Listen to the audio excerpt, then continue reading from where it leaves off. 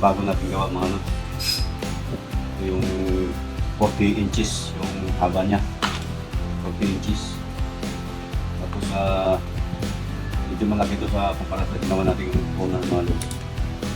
Okay, so dito na dinetalye yung paggawa nito mga lods. Gawa ng halos pareho lang naman yung procedure nito nung una kong video mga ito. Kaya ito na dinetalye yung mga lods. Kasi yung purpose ko dito mga lods yung plano ang setup ko na gagawin mga lods. Yung setup ng battery, motor, at saka itong paggawa ng tarik niya mga idol, at saka setup ng EC at saka servo, at saka yung kanyang receiver.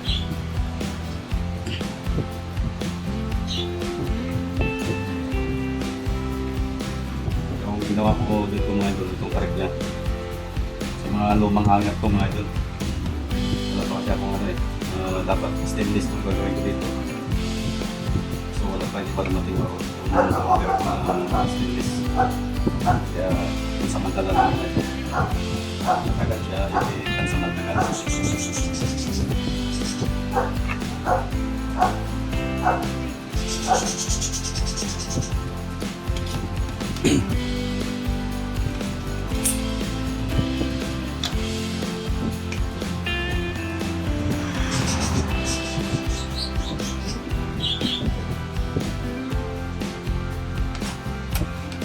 So ito yung kakit niya mga idol.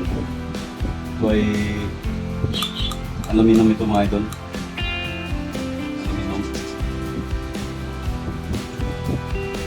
Lagyan ko lang ng tampong dito sa unahan. Tapos ito namang rudder niya, ratik. So igawa lang sa PCC.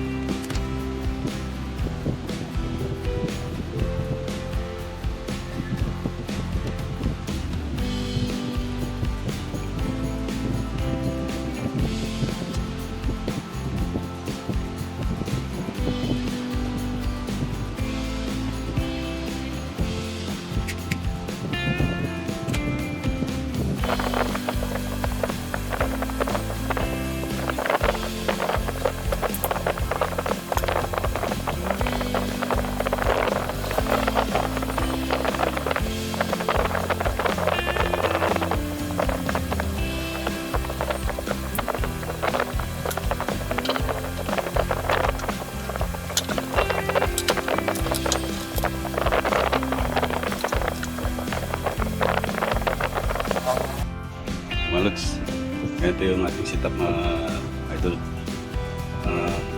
Unahin natin yung ating water cooling. Yung water cooling natin, dalawang inlet ito kasi gawa ng hindi outrunner yung ating motor. Bali ang ating motor ay inrunner. So dalawang water cooling yung ginawa natin. Isa sa motor at saka isa sa ating itong ating AEC. Yan. Ganyan yung ano niya.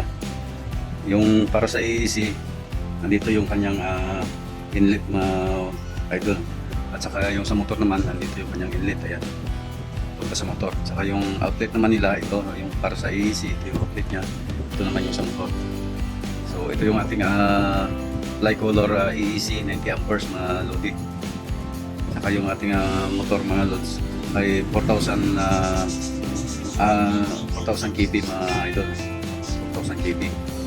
So wala pa tayong dapat ang gagamitin ko rito ay 120 na Flycolor o kaya 150 kasi wala pa tayong budget.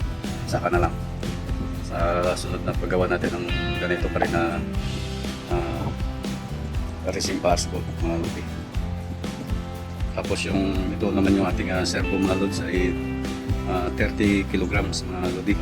Binalot na ito sa binalutan natin ng Cintaboard, pero sa kanyang description ay mayroong nakalagay na waterproof, pero hindi ako sigurado mga lodi kasi nakagamit na ako ng ganito pero pinasok pa rin ang tubig, kaya siguro na tayo nilagyan na natin ng balot para hindi siya mapasok ng tubig. Maliban sa Cintaboard, nilagyan natin ng silicone mga lodi. Ganun din yung ating motor mga lods. Nilagyan din natin ng silicone yung kanyang wirings, at saka yung ating AEC nilagyan din natin ng silicone yung palibot. Lahat ng pwedeng madaanan ng tubig ay tinakpan natin ng silicone mga lods.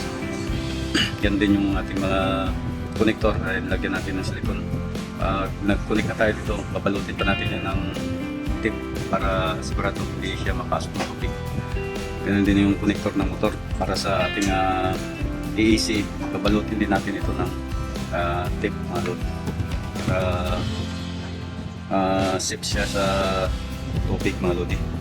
Ito naman yung ating battery mga loads.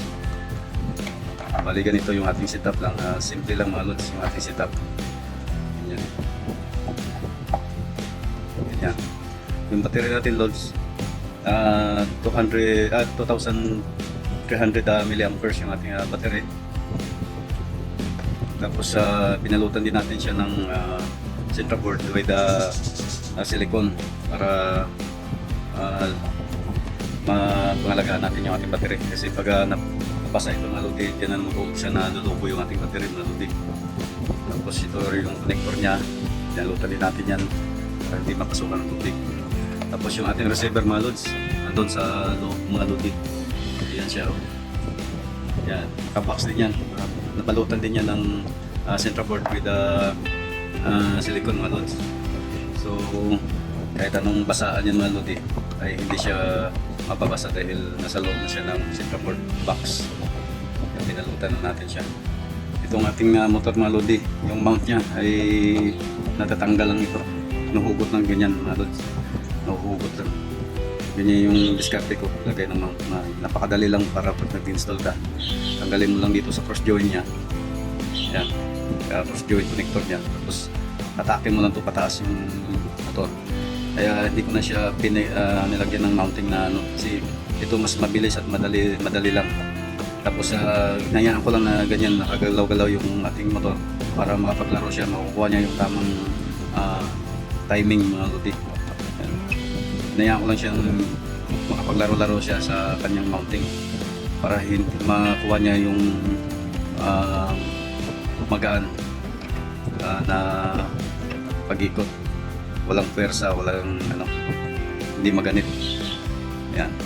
Ang importante hindi siya natutulak, meron siyang naka-guide dyan. Yan. Yan yung ating setup mga lodi. Ito naman yung ating tarik mga lods. Ito'y sa lumang hanger mga lodi. Lumang hanger. Yan. May balot pa yan. Hindi na dapat sana stainless. Wala pa tayong stainless. Kaya ganito lang muna yung ating ginawang tarik. Ito naman yung katig natin mga lods. Ito ay yung aluminum mga lodi. Aluminum. Yan. Nakuha ko naman ito sa kortina mga lods. Yung sinusuotan ng kortina ito. Yan ang ginawa kong katig. Nilagyan ko lang ng tampong dito sa dulo. Saka dito rin sa hulihan. Nilagyan ng balance rudder. Yan. Ito naman yung ating DIY na guide sa ating timon o rather PVC lang, saka yung ating timon na PVC din, dapat stainless ito. So wala rin tayo niyan, so ganito lang muna. Yan, ito naman yung ating post rod. Ito ay sa payong itong malodi. Ano to siya, yung asero. Yan, asero. Tapos ito namang salamin na ito, ito ay acrylic glass mga lods. Madali lang siyang pag ito'y tinabas mo ay madali lang tabasin mo dahil acrylic na siya. Hindi siya tulad sa glass na nababasag. Pag ay pinayat mo o tinabas mo ay nababasag ito hindi. Tapos ito naman yung ating whole body marudi, gawa lang sa Singapore.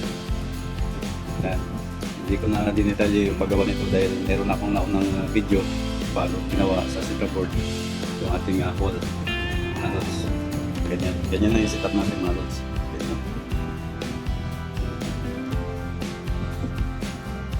Yung motor natin in runner, kasunod siguro gagawa rin tayo ng ganito na outrunner naman yung gagamitin natin ng motor, 4,000 kg na restock. So maya mga lods, dadalhin na natin ito sa dagat mga lodi. At pinapapuno lang natin yung ating isang battery. Nakaparto na tayo.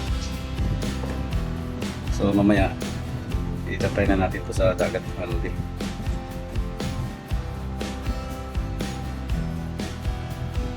So stay tuned na mga lods. Siya nga pala mga lodi, dagdag lang yung ating gamit pala na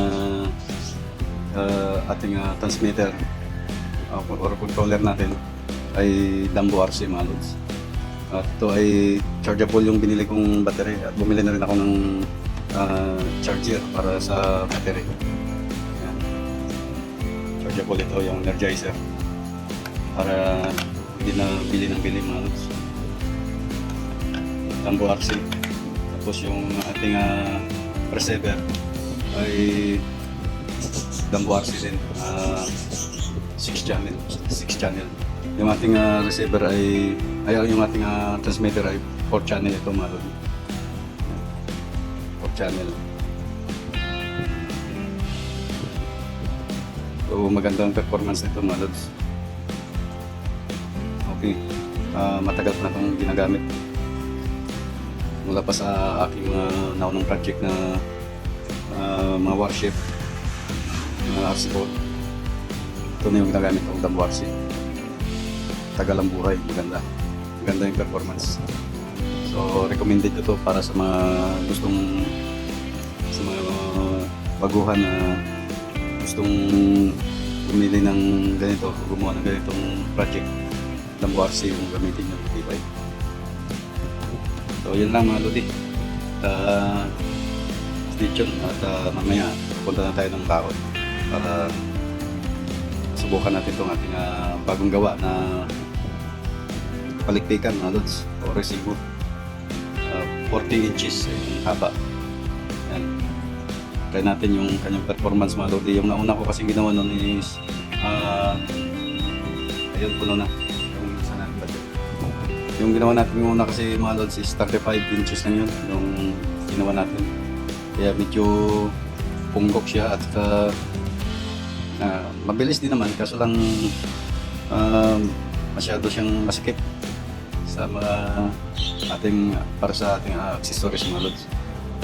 So ayun mga lods, at puno na yung ating isang battery. So stay tuned mga lodi at i-set up na natin ito muna. Okay mga lods, let's go lang. So natin yung sikahin.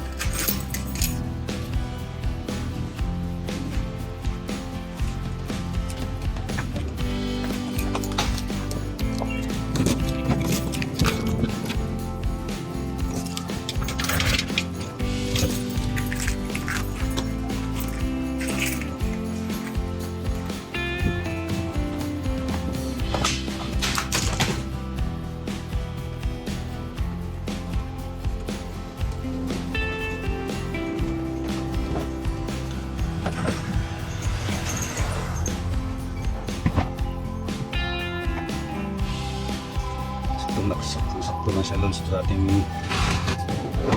apartment.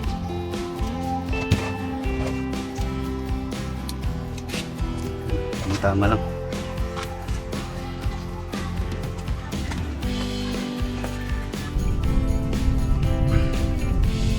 Tawin na tayo mga Lodi sa dagat. Malapit lang yung dagat dito sa amin mga Lods. Siguro sa 500 meters lang yung layo.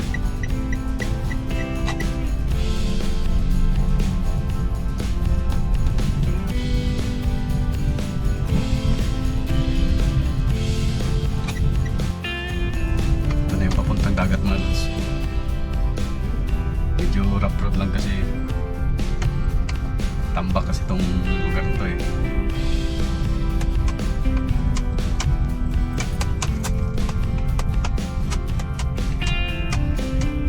Nagawa pa yung kalsada dito.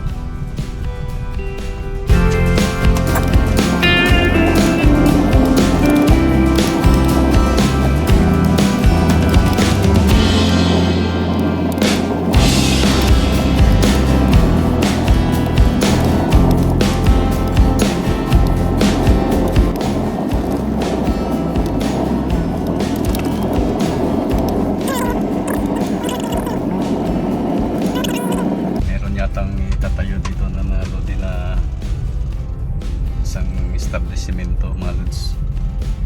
Ito mga Lods, pwede naman nagpatakbo dyan oh. Yeah. Dating fish pond dyan. So dito tayo sa dagat mga Lods. Ito na yung dagat mga Lodi. Yan.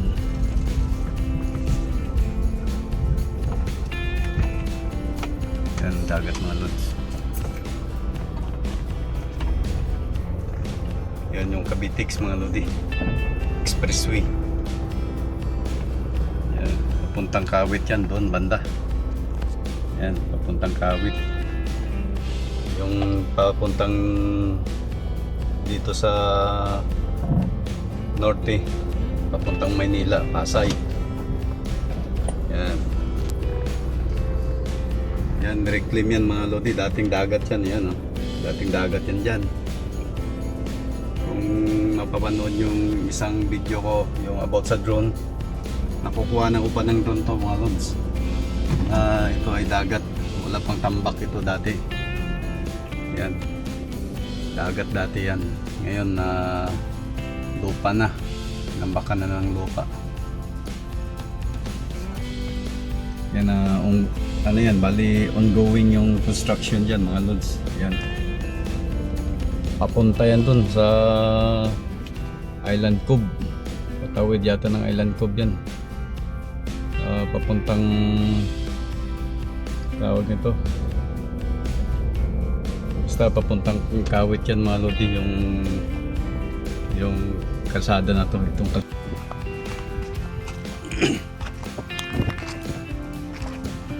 malakas yung hangin ngayon mga Lods.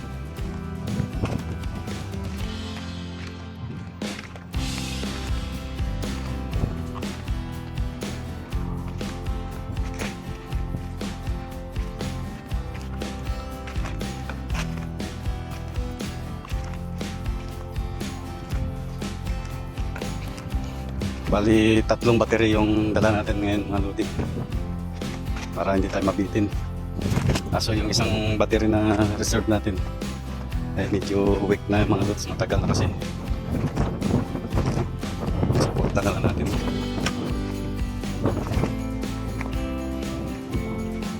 Yan mga Lodi, pinaliligo pa.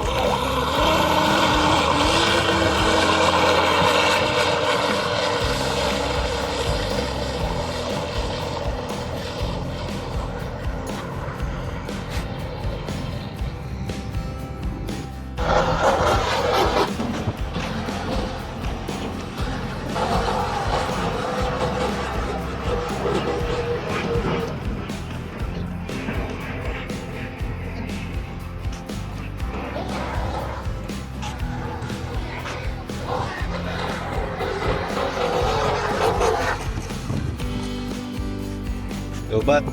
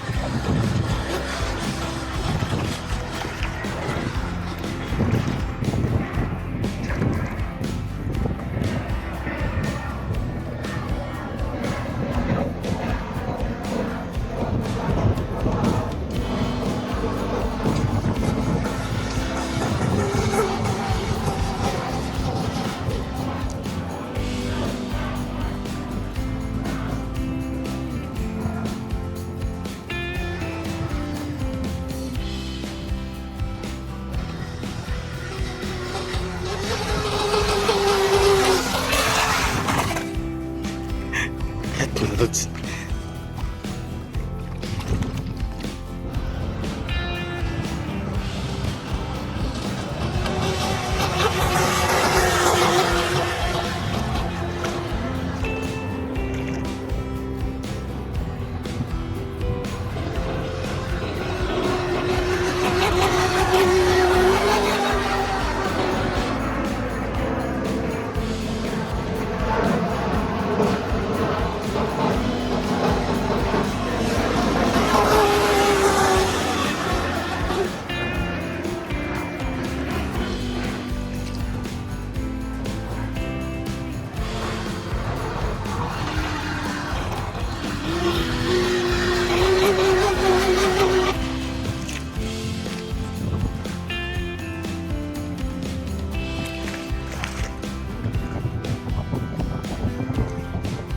Lobat na mga lodi.